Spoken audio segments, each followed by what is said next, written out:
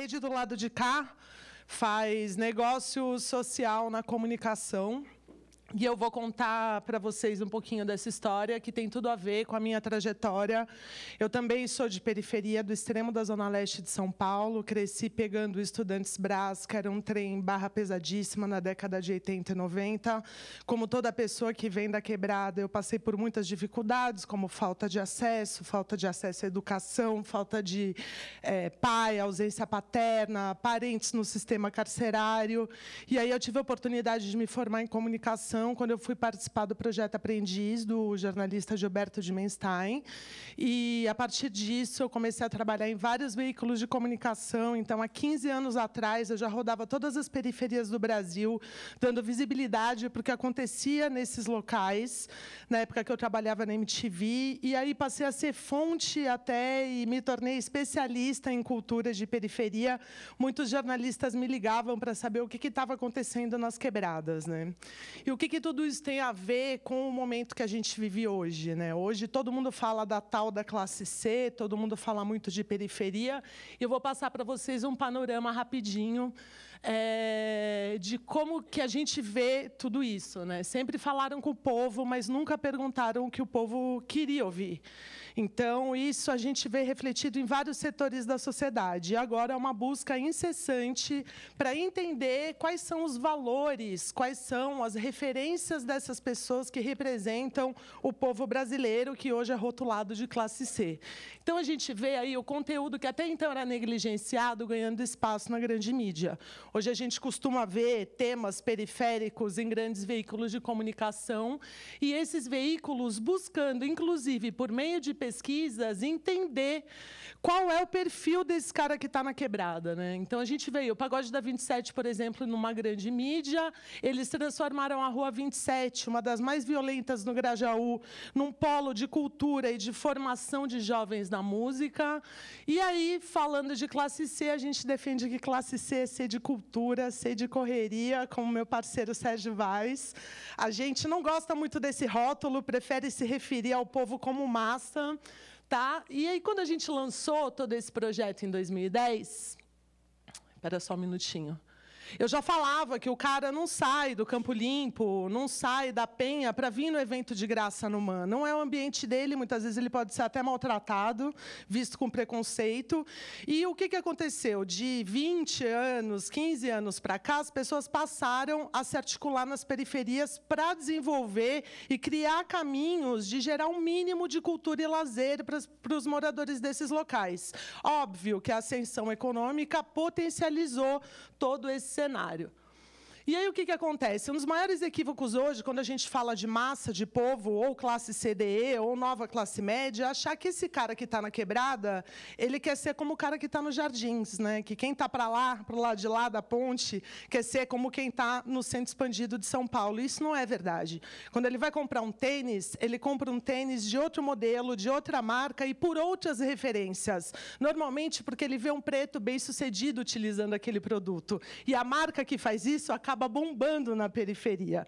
Então, são outras referências que fazem ele comprar determinado produto. Fato é que todo mundo quer ter direito ao conforto e ao mínimo de dignidade, acesso ao estudo. E hoje a gente vê as pessoas na periferia buscando isso, buscando conhecimento, buscando estudar, buscando se aperfeiçoar.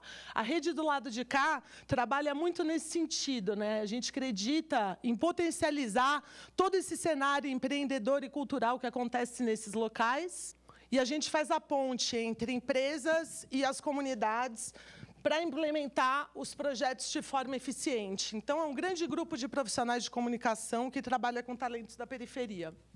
A nossa metodologia de trabalho consiste em 2 caminhos, tá? Hackeando a linguagem marqueteira, porque depois que eu passei pelos veículos de comunicação, eu fui trabalhar em empresas de marketing, e aí eu descobri minha veia de negócios mesmo. E aí, hackeando a linguagem marqueteira, a gente atua em 2 caminhos. O P2P, que é o People to People, que é o contato direto com o público, onde a gente tem um site de cultura de periferia, que muita gente costuma até usar o termo que é o UOL da Quebrada, onde a gente divulga iniciativas culturais e empreendedoras de norte a sul do Brasil. Então, a gente já dá visibilidade acessibilidade para essas pessoas, e o Brands to People, onde a gente tem várias ferramentas para aproximar as marcas da comunidade dentro de um processo em que seja deixado um legado para as pessoas, tá? E aí a gente tem consultoria, pesquisa de mercado e comunicação. Então, a nossa missão é o progresso compartilhado. O slide ficou lá atrás, mas o que significa o progresso compartilhado? Viabilizar o diálogo entre as empresas, poder público e comunidades, com o objetivo de gerar renda e benefícios para todos os lados. É o modelo de negócio que a gente acredita. E, na prática, como é que funciona? Num simples projeto de cocriação, a gente conseguiu subir a laje, o andar de cima dessa sede da Vila Fundão, que fica lá no Capão Redondo, tá? A gente precisava de um lugar para abrigar os encontros com os formadores de opinião que estavam fazendo parte do projeto. Formadores de opinião da quebrada, tá? Então, a rapaziada chapa quente, influenciadora. E aí, o que acontece? Eu virei para os parceiros que estavam com a gente nesse projeto na época e falei, bom, em vez da gente usar esse recurso para alugar um espaço, por que a gente não pega esse dinheiro e reverte para a reforma desse lugar, que tem uma série de iniciativas e precisa desse upgrade? Foi muito positivo, porque a marca deixou um legado e uma imagem positiva na quebrada e impactou a vida de milhares de pessoas que vivem na região, tá? Outro exemplo do progresso compartilhado na prática está no projeto de ativação que a gente fez para uma marca com 10 embaixadores que atuavam como interlocutores dessa marca na periferia. E aí, o que acontece? A gente potencializou mais de 70 eventos culturais na periferia de São Paulo, gerou renda para uma equipe de mais de 130 pessoas e, na ponta, a gente conseguiu impactar mais de 99 mil, que eram todas as pessoas que estavam frequentando esses locais. Qual foi a jogada nessa história? Contribuir com parte da infraestrutura dos eventos e com uma série de ações que aconteciam nesse calendário. Quando a gente faz uma pesquisa, né, nesse caso aqui, a pesquisa ela mostrou um pouco do universo contemporâneo da mulher periférica brasileira, derrubou uma série de estereótipos e paradigmas, a gente colocou a equipe de marketing para interagir com as meninas, gerou renda para todas elas, e aí direta para as pessoas e indireta na comunidade, que fica praticamente impossível a gente contabilizar o tanto de gente que a gente impacta, né? Um outro exemplo aqui foi de uma imersão, onde a gente levou um time de executivos para o extremo da Zona Leste de São Paulo, São Mateus, né? Na comunidade da Vila Flávia, a gente conseguiu realizar melhorias na sede do São Mateus em Movimento, que tem diversas atividades para os jovens e crianças ali da região. E aí também promoveu essa grande troca, né? Esse intercâmbio entre pessoas de, eu não digo de origens diferentes, mas porque eu acredito que somos todos da mesma origem, nós somos humanos, e é isso que guia o nosso trabalho. A gente prefere sempre olhar com o coração, porque quando a gente olha com o coração, a gente já elimina uma série de barreiras que a gente possa ter no relacionamento. Então, para mim, é todo mundo da mesma origem, é humana, a raça é humana, a gente vem de alguns cenários diferentes. Isso não pode ser motivo para que a gente não possa se entender, dialogar e criar ferramentas para que a gente gere benefícios para todo mundo, porque gostoso é quando todo mundo prospera. Não tem graça eu ganhar dinheiro e ter um carro bom e o meu vizinho não ter, né? E isso tudo é o que norteia o nosso trabalho. A gente procura disseminar a gratidão por tudo e por todos, tá? A gente luta e acredita para que as pessoas não sejam vistas como números. Daqui a pouco eu vou mostrar um vídeo para vocês que deu voz pela primeira vez para as pessoas que representam essa rotulada classe C, tá? A gente acredita no respeito e na diversidade humana. Na rede do lado de cá, você vai ver gente evangélico trabalhando com gente que é da religião afro, e está todo mundo ali na missão para gerar o benefício para o maior número de pessoas possível, compartilhando sentimentos nobres, tá? A gente acredita, vai lá, na geração de renda e oportunidades para profissionais. O que acontece? Na rede a gente identifica talentos. Muitas vezes a gente chega numa quebrada, numa comunidade, isso de norte a sul, tá, gente, do Brasil. Isso não é só São Paulo. E olha um cara e fala, meu, você tem o espírito do produtor executivo. Se o cara é um produtor executivo nato, às vezes ele precisa o quê? De uma lapidada. A gente pega, incorpora ele na equipe, já leva ele para participar em reunião dentro de grandes empresas, porque a gente propõe essa grande troca. Não só levar empresários e gente de marketing para conhecer a quebrada, mas também trazer a quebrada para conhecer esse outro lado. A gente precisa ter os dois lados preparados para a gente conseguir implementar ações que realmente deixam um legado positivo para as pessoas, tá? A gente quer desmistificar a relação com dinheiro. Falar de dinheiro no Brasil é mais tabu do que sexo, né? Aqui todo mundo esconde quanto ganha, ninguém divide quando eu investi nisso ou naquilo. Isso é um grande problema, tendo em vista que hoje a gente é o país emergente, o país da ascensão, mas ninguém está preparado para lidar com dinheiro. Então, você vê muitas vezes a pessoa gastando muito dinheiro num artigo, num tênis, num óculos, mas como é que está a casa do cara? A pensão do filho está atrasada? Isso não quer dizer que ele não possa ter. A gente tem todo o direito de ter todo o conforto do mundo. A questão é como que a gente vai gastar nosso dinheiro para que daqui 5 anos isso não seja uma bolha. E aí a gente viva um processo de decadência e não de prosperidade efetiva e coletiva. E mais do que isso, eu não sou o que eu consumo. Eu posso consumir determinadas marcas e produtos, mas isso não é o meu valor. O meu valor é de ser humano. E na inserção profissionais de talentos no mercado de trabalho. Vamos lá, ver se agora vai. Aê! A gente acredita na gestão inovadora de pessoas, na motivação e no fortalecimento da autoestima. Quando a gente chama um cara de quebrada para trabalhar com a gente, ou uma menina, e às vezes a pessoa fica meio desmotivada, a gente é o primeiro a falar, você é o cara, você foi escolhido porque você tem total capacidade, você tem muito potencial de fazer esse trabalho. A gente confia em você, vem com a gente. Então, a gente trabalha nesse formato de trabalho, derrubando também os estereótipos e paradigmas brasileiros. E a gente luta e acredita por um relacionamento de pessoas de diferentes cenários, conforme eu falei anteriormente, porque somos todos humanos. A questão aqui é a gente colocar um pouco de humanidade no trabalho.